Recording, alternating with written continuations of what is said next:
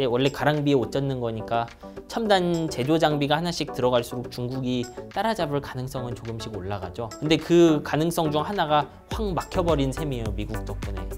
길게 보면 한국에겐 되게 좋은 일이죠, 이게.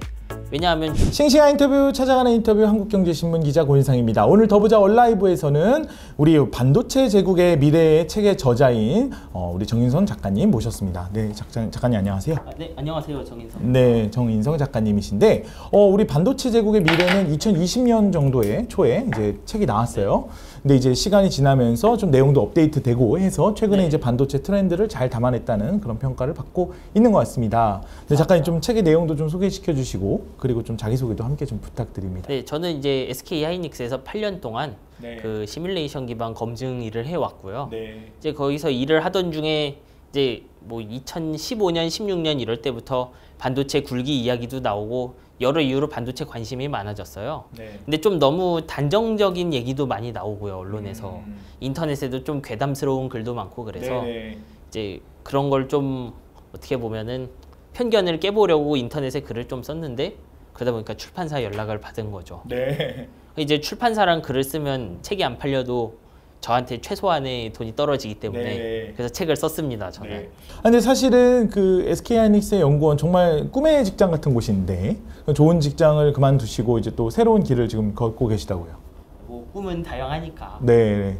그래서 뭐 AI 관련된 또 스타트업을 준비하고 계시다고요. 예, 뭐 그래서 나오고 나서 이제 동료들이랑 인공지능 좀 하면서 인공지능 글도 써보고 책도 써보고 그 다음에 아예 그쪽 일을 좀 해보려고 하고 있죠, 지금. 그러니까 여러분들 반도체 투자하시는 분들 많으시잖아요. 그런데 이제 대부분 반도체 전문가 나오시는 분들은 실제 이제 산업 쪽에 종사하시거나 산업에 대한 깊은 이해도 있으시지만 좀 더 주가 차원에서 주식의 흐름, 수급 이런 것들 차원에서 많이 주가를 설명합니다. 하지만 결국 본질은 여러분들 산업의 흐름 아니겠습니까? 그래서 오늘은 주가 이야기도 하지만 산업의 본질과 흐름, 이 산업이 진짜 어떻게 변화하고 있는가, 어떤 미래를 향해 나아가고 있는가에 대해서 우리 전문가 이야기 들어보는 시간입니다. 끝까지 시청해 주시길 부탁드립니다. 파운드리가 무엇인지 잘 모르시는 분들도 계시니까 그거 좀 개념 설명 좀 먼저 부탁드려야죠. 예, 이제 반도체를 만든다고 하면요, 이제 두 단계로 나뉘어요. 크게는 반도체의 설계도를 먼저 만들고요.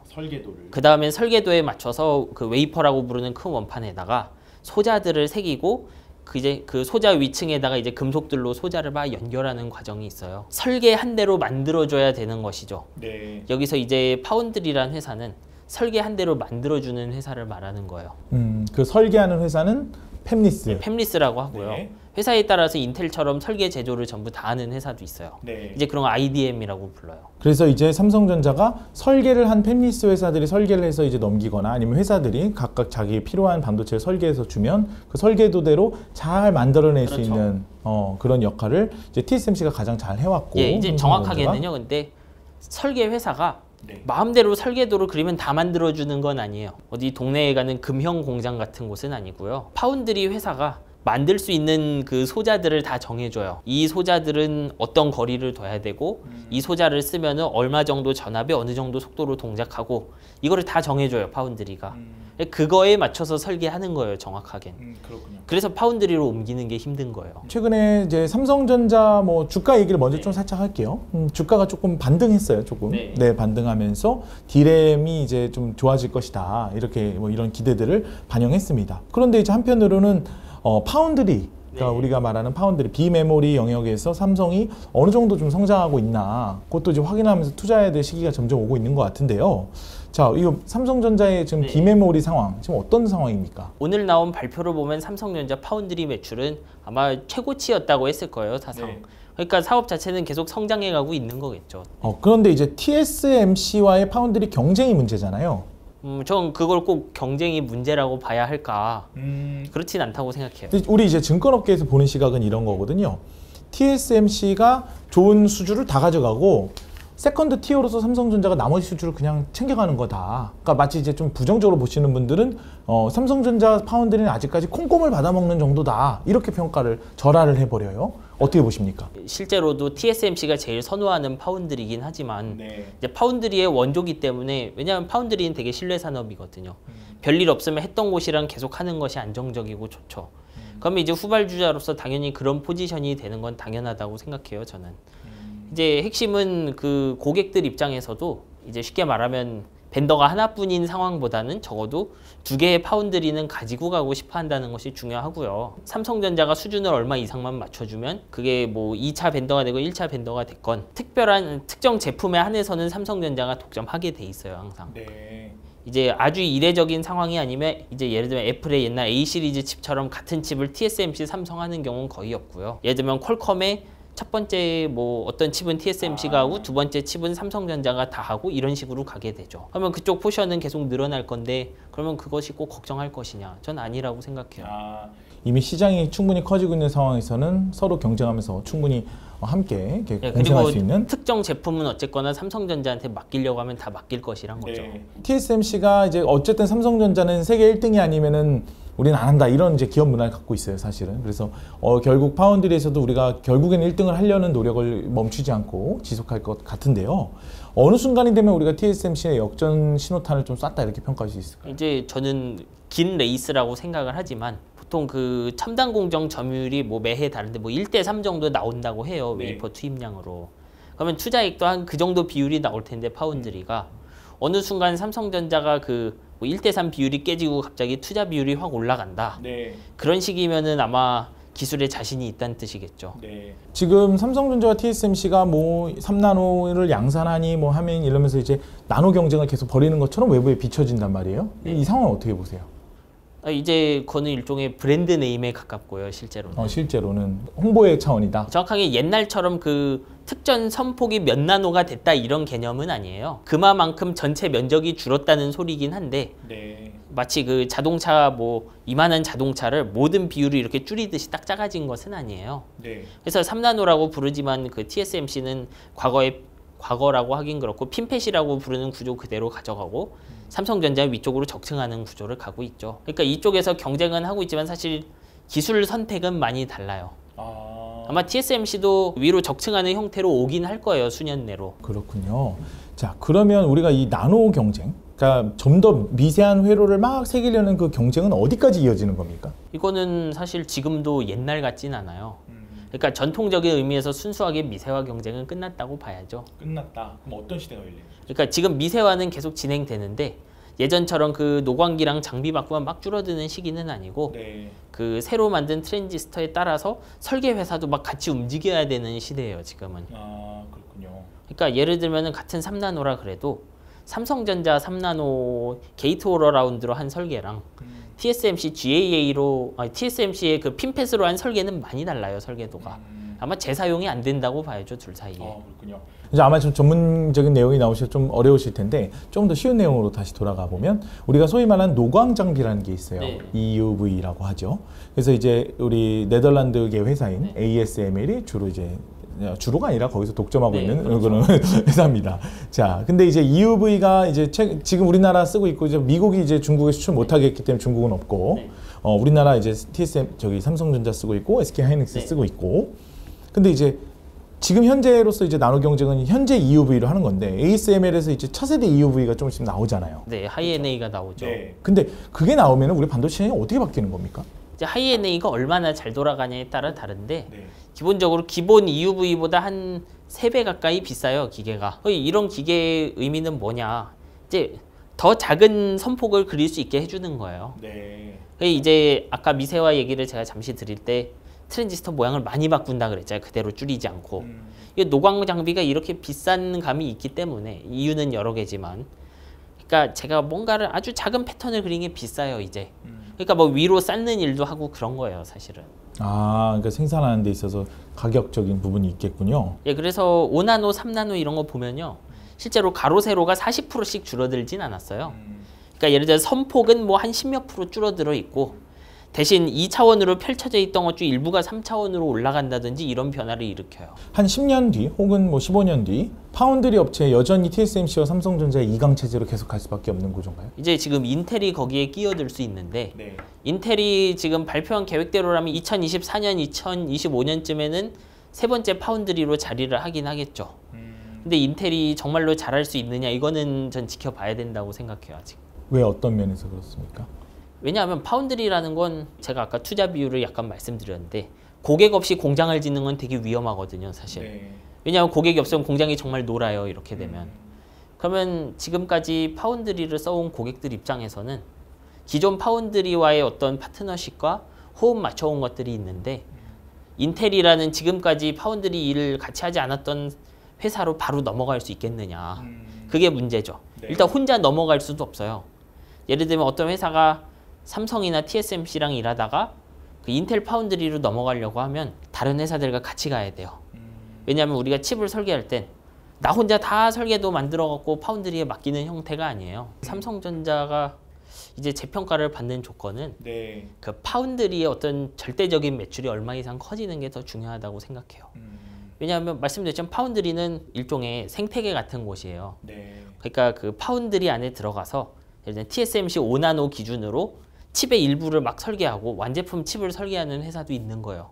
그러면 퀄컴 같은 큰 회사는 조그만 회사들의 설계를 가져다 쓰고 이렇게 자유롭게 주고받을 수 있는 거예요. 네. 왜냐? TSMC 5나노로 설계한 설계도는 삼성 5나노에서는 제조를 못 하거든요. 그러니까 그 자체가 생태계가 되는 거예요. 달리 말하면 시장이 계속 이렇게 양적으로 커져서 삼성전자 안에 얼마 이상 많은 그 반도체 설계, 이거 IP라고 부르죠.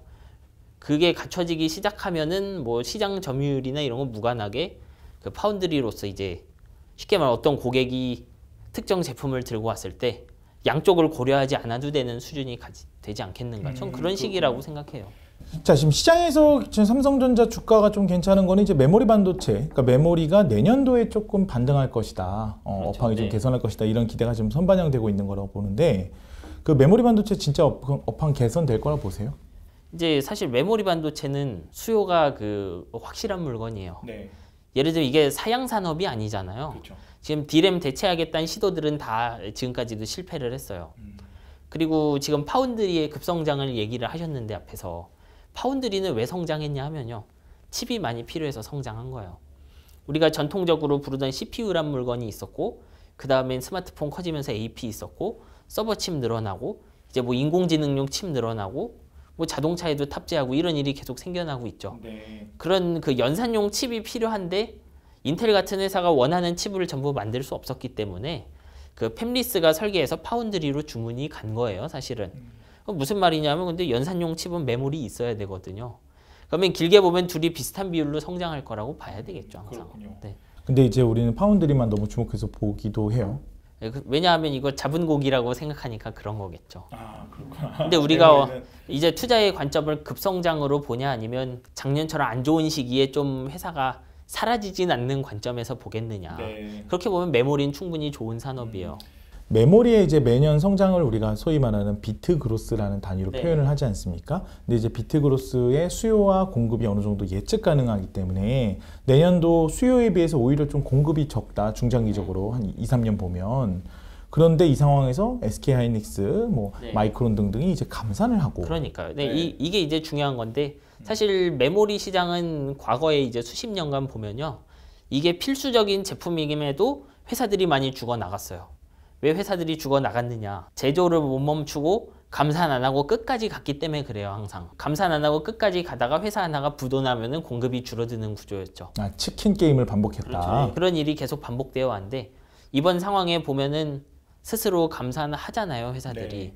감산도 하고 삼성전자도 이제 아마 효율화 작업을 들어갈 건데 내부에서 그렇게 하면서 스스로도 이제 간접적으로라도 공급량을 줄이죠. 그러니까 삼성전자도 대놓고 감산을 한다고 발표는 하지 않았지만 내부적으로는 이제 효율화라는 이름을 명목하에 어느 정도 실질적 네, 감산을 할 수밖에 없다는 아마 말씀이신가요? 실제 그 줄어드는 비트 규모는 시장 점유율이 나와봐야 할 텐데 아마 삼성전자가 덜 줄어들고 나머지 두 회사가 더 줄어들고 할 가능성이 높아요. 네. 그러니까 다른 회사들의 전반적인 감산 규모가 더 크겠죠. 삼성전자가 이번에 메모리 감산을 그래도 대놓고 하지 않으려는 이유는 뭡니까? 일단 이거는 이제 그냥 추정의 영역인데 저번 3분기 이제 3분기 D램 시장 점유율을 보면요. 삼성전자의 빅그로스가 제일 낮아요. 뭐 마이너스 30 몇 퍼센트 이렇게 나왔고 네. 나머지 회사들이 20%대 정도 됐거든요. 근데 그 3분기 기준으로 했을 때 기술력이 크게 변할 수 있는 시간일까요, 이게? 그렇죠. 그러니까 갑자기 한 분기 만에 삼성전자 디램의 매력이 확 떨어지고 할 수 있을까요? 그런 일 없죠. 아마도 나머지 그 현금 부족한 두 회사가 먼저 막 싼 값에 재고를 밀어내려고 하지 않았을까 생각해요. 저는. 그렇군요. 이제 저는 그런 측면에서도 삼성전자가 4분기에 어마어마한 가격으로 밀어내지 않았을까. 그러니까 아마 4분기 실적이 별로 잘 안 나온 건 삼성전자 자신이 뭐 의도한 바일 수도 있어요. 자, 오늘 삼성전자 4분기 실적 확정 실적이 나왔습니다.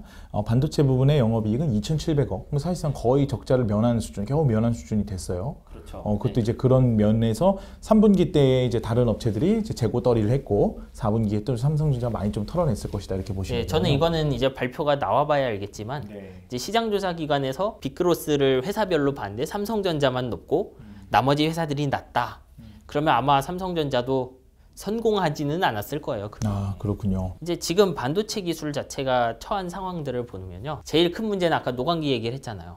노광기가 너무 비싸요. 우리 그러니까 ASML이 파는. 그러니까 예를 들면 예전엔 제가 미세화를 절반하면 이제 2배 들어가잖아요. 같은 면적에. 근데 투자가 한 20% 더 필요했다 그러면 지금은 2배 넣었는데 투자가 작년 대비 뭐 1.5배 필요하다 이런 느낌으로 생각하시면 돼요. 가격을 하락시키는 게 예전엔 추가 자본 투입하면 뭐 5% 떨어졌다. 그러면 지금 한 2% 정도밖에 안 떨어지는 상황이 온 거예요. 기기가 비싸니까. 노광기뿐만 아니라 전부 다 비싸요. 이제 그래서 말씀드린 것 같은 그 3차원 트랜지스터도 하고 그렇잖아요. 그래서 이제 되게 길게 보면 아마 쿨링 같은 거, 우리 CPU 같은 거 보면 냉각하는 부분들 있잖아요. 근데 아마 그런 부분에서 문제가 거의 확실히 생겨날 거예요. 왜냐하면 지금 하는 방식이 지금 상황이 그 트랜지스터들을 만드는 게 지금까지는 큰 집이 있으면 20평 집을 10평, 8평 이렇게 줄였는데 제가 그 집을 줄이기 위해서 벽의 넓이도 줄이고 막 변기의 크기도 줄이고 그런 상황이었어요. 트랜지스터 줄어드는 게. 근데 이제 더 좁은 면적에 많은 걸 넣기 위해서 이제는 2층 집을 만드는 거에 가까워요. 그러면 변기나 이런 거 크게 안 바꿔도 되죠, 제가. 근데 대신 열은 위로만 나갈 수 있으니까 그 발열 문제가 생겨나요. 아마 삼성이 GAA 시작을 끊었는데 아마 삼성전자가 그래서 GAA 가고 나머지들 가면은 쿨링 문제는 확실히 생길 거예요. 저는 그쪽을 보는 것도 좋다고 생각해요. 그러니까 우리가 말하는 무슨 로봇이니 무슨 이렇게 아주 그러니까 산업 반도체 외 산업 쪽에 하는 것보다는 자신이 잘하는 영역의 반도체의 밸류 체인을 정확하게 뭘 하고 싶냐가 중요한 건데 그래서 길게 보면 이제 파운드리라는 회사가 일종의 쿨링 솔루션을 좀 갖는 것도 나쁘지 않은 것 같고요. 저는. 그렇군요. 작가님 보시는 인사이트잖아요. 그리고 이제 좀 더 가까이 보면은 파운드리라는 게 말씀드린 것처럼 제조가 어려워지니까 이제 옛날처럼 5나노로 칩 통째로 만들고 뭐 4나노로 통째로 만들고 하질 않아요. 왜냐하면 칩을 이제 CPU 같은 걸 만들어 보면요. 10나노에서 뭐 5나노 와도요. 크기가 절반 줄어드는 녀석들이 있고요. 칩도 이제 기능이 다양하잖아요, 내부에. 어떤 부위들은 크기가 별로 안 줄어들어요. 칩이 바깥 세상이랑 연결되는 부분들은 10나노, 7나노, 5나노 와도 크기가 별로 안 줄어들어요. 제가 이 스튜디오 아무리 줄여도 문자 크기는 못 줄이죠. 왜냐? 사람이 들어와야 되니까. 그렇죠. 그런 부위들이 존재하거든요. 그래서 파운드리들도 어떻게 움직이냐 하면 그런 부위는 쪼개서 만들 수 있게. 그렇게 설계해오면 연결을 해줘요. 그러니까 쉽게 말하면 많이 줄어드는 곳은 5나노 쓰고 덜 줄어드는 곳은 7나노 쓰고 우리한테 와서 패키징 해라. 이런 얘기를 합니다. 근데 우리가 사실 반도체 주가는 그냥 투자하는 건데 반도체 좋다 이렇게 생각하고 투자하는 건데 무슨 뭐 미세 공정이면 뭐 이런 공정들을 다 이해해야 됩니까? 사실 그게 되게 중요한 건데 우리 2015년으로 돌아가서 중국이 반도체 굴기를 시작했을 때 그게 잘 될지 아닐지 정확히 아는 사람이 있었을까요? 진짜 의미로? 없어요. 왜냐하면 한국도 자기들이 얼마나 잘 해낼 수 있는지 모르고 미국이 어떻게 행동할지 모르고 중국 안에 연구개발팀이 어떤지도 잘 모르잖아요. 그 시점에. 우리는 어떻게 해야 되냐면 지금 최대한의 어떤 그 예측은 해놓는데 새로운 사건이 터질 때마다 생각을 바꿔가야 되죠. 근데 그렇게 보려면 제가 뉴스 보고 망한데, 잘 된대 이런 식으로 움직이면 안 돼요. 그래서 전체적으로 산업이라는 게 어떤 생태계를 가지고 있고 어떤 규칙으로 움직이는지 알 필요가 있어요. 그래서 이제 예를 들면 ASML 같은 회사가 있다. 노광기가 계속 비싸진다. 그러면 이거의 의미는 뭔가? 지금 같은 지위를 계속 차지할 수 있나? 뭐 이런 것들을 알 수 있게 되겠죠. 그러니까 그 가치를 알아야 되는 거예요. 정확히 이 회사의 가치를 알고 이 회사의 가치를 뚫고 오지 못하는 이유가 뭐고 이런 걸 좀 알 필요가 있는 거죠. 저는 그런 것들의 기초를 좀 얘기하고 싶은 거예요. 자, 기술이 바뀌는 건 알겠는데 이제 기술이 바뀌고 그게 실제 우리 삶에서 우리 기술로 또 다른 기술로 연결되고 확장하고 우리 삶을 좀 더 풍요롭게 만들고 이런 것도 이제 다음 단계잖아요. 예. 소위 말하는 인공지능, 자율주행, 뭐 메타버스 이런 시대에 네. 있어서 반도체는 굉장히 중요하다 이렇게 다들 알고 있습니다. 왜 중요한 건지 자세히 좀 설명 부탁드립니다. 왜냐하면 안 돌아가니까 기계가. 왜냐하면 이 반도체란 물건이 왜 좋았느냐 언제나. 자동화를 도와주고 같은 가격에 매해 성능이 늘어나서 그런 거예요. 네. 예를 들면 우리가 10년 전 기술이라고 하면요. 등짝에 컴퓨터를 메고 다녀도 AR 글래스는 상상할 수도 없어요. 왜냐하면은 에너지 너무 많이 필요하니까요. 근데 이게 미세화라는 걸 하면서 개별 칩의 전력 대비 성능이 높아지고 하면서 가능해지는 거죠. 그러니까 우리가 어떤 휴대 장비 그리고 연결성 이런 걸 추구할수록 결국 반도체 이런 연산용이나 메모리 반도체로 시선이 쏠릴 수밖에 없죠. 아, 반도체 기술이 좋아지면서 그러니까 기계를 만드는 사람들 입장에서도 뭐 메타버스든 뭐든 그렇죠. 네. 선택지가 많아지고 할 수 있는 게 더 많아진다는 얘기죠. 네, 결국은 반도체 써야 되잖아요. 결국 반도체를 그것도 다 새 거 써야 써야죠. 10년 전 거 가져와서 안 되니까. 그러니까 사실 우리가 무슨 로봇, 메타버스, 인공지능, 네. 자율주행 이렇게 미래의 어떤 지금 우리가 일어나는 산업의 변화에 투자하고 싶은 분들은 되게 멀리서 찾잖아요. 반도체는 이런 느낌인 거예요. 지금 우리가 많은 아이템을 얘기했지만 골드러시 시대의 청바지와 곡괭이를 파는 것과 똑같아요. 수많은 그 골드러시에 달려가는 이제 서부개척 시대의 미국인들 중에 금광을 찾는 사람 대박 나겠죠. 근데 금광을 못 찾으면 아마 쪽박일 거예요. 아주 큰 쪽박이겠죠. 그러면 여기에서는 금광을 열심히 찾는 사람도 있고요. 그리고 금광은 포기하더라도 하다못해 한밭집이라도 차리려는 사람이 있는 거예요. 미국이 글로벌 공급망을 재편하고 있어요. 네. 그러니까 제조업을 이제 미국이 이제 중국을 좀 배제하고 글로벌 공급망을 재편하는 과정에서 한국이 첨단 제조 국가로서 다시 좀 주목을 받고 밸류에이션을 좀 재평가받을 수도 있다. 이런 기대도 있습니다. 자, 한국 반도체가 얻게 될 중장기적 이익 혹은 손해 어떤 것들이 있을까요? 일단 제일 큰 이득은 미국이란 나라가 그 반도체 제조 자체에 굉장히 강한 그 제약을 걸었다는 거죠. 네. 물론 제조 장비만으로 반도체 완제품을 만들 수는 없는데 네. 이제 원래 가랑비에 옷 젖는 거니까 첨단 제조 장비가 하나씩 들어갈수록 중국이 따라잡을 가능성은 조금씩 올라가죠. 네. 근데 그 가능성 중 하나가 확 막혀버린 셈이에요. 미국 덕분에. 그게 길게 보면 한국에겐 되게 좋은 일이죠. 이게. 왜냐하면 중국이란 나라도 반도체를 이용해갖고 요리를 만드는 나라는 아니에요. 왜냐하면 반도체는 우리가 앞에 뭐 메타버스 이런 얘기 했지만 수단이에요. 그냥 집에 놓고 아 반도체 이쁘다 이러는 물건이 아니고 같은 가격에 더 적은 전기 쓰고 더 높은 성능을 얻고 싶어서 쓰는 거죠. 네. 그러니까 안 쓸 수는 없어요. 중국 입장에서. 네. 왜냐 서방의 반도체를 안 썼다가 더 중요한 그 플랫폼 대결에서 밀릴 수 있으니까요. 그렇게 보면 한국 반도체에는 큰 이득이라고 봐야죠. 아, 그렇군요. 근데 이제 한편으로는 중국의 수요를 감안하면 뭐 중국에 40% 수출한다 이렇게 얘기하잖아요. 네. 이제 글로벌 공급망 재편이 오히려 우리 한국 반도체도 안 좋을 수도 있다. 뭐 이렇게 보는 시각도 있어요. 근데 이제 중국 입장에선 그러면 미국 걸 살 거냐, 한국 거 안 사고 이런 질문이 나오겠죠. 그러네요. 왜냐하면 안 쓸 수는 없으니까요.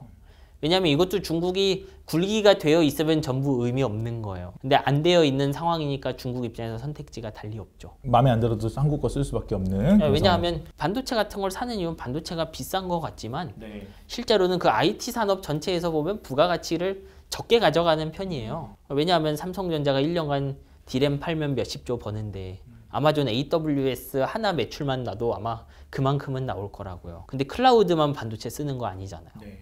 그러니까 위에 플랫폼으로 갈수록 이득은 엄청 크고요. 어떻게 보면 기분 안 좋다고 그 플랫폼 산업을 망쳐버릴 수는 없어요. 네.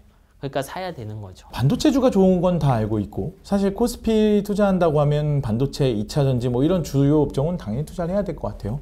근데 이제 반도체에 우리가 투자해야 하는 이유를 좀 명확하게 알고 그래도 투자해야 되지 않겠습니까? 네. 작가님 이제 반도체 전문가가 보기에 반도체에 진짜 우리가 투자해야 되는 한 가지 이유를 꼽자면 뭡니까? 그 사람한테 맞는다는 전제가 있겠지만 일단 투자를 하면은 제일 그 무서운 거는 이 기업의 실체가 뭔지 잘 모르겠어 막 오르다 갑자기 폭락하는 경우. 그렇게 해서 제가 돈이 정말 필요한 시점에 회사 자체가 사라지는 게 제일 두렵죠. 일단 반도체 산업은 그런 면에서 글로벌하게 증명이 되어 있어요. 일단 장기적으로 성장할 수밖에 없는 산업이기 때문에 우리가 그 특정 시점까지 엄청 큰 돈이 필요한 게 아니고 재테크에 해당하는 좀 그 은행 이자보단 많이 벌어보고자 한다면은 되게 안전하고 좋은 선택지죠, 사실. 오히려 반도체 투자야말로 주시장에서 그나마 상대적으로 좀 안전한 편에 속한다 이런 말씀이신 거죠? 왜냐하면 개별 주가는 크게 변할 수 있어요. 반토막도 나죠. 그 회사가 사라지진 않는다는 거예요.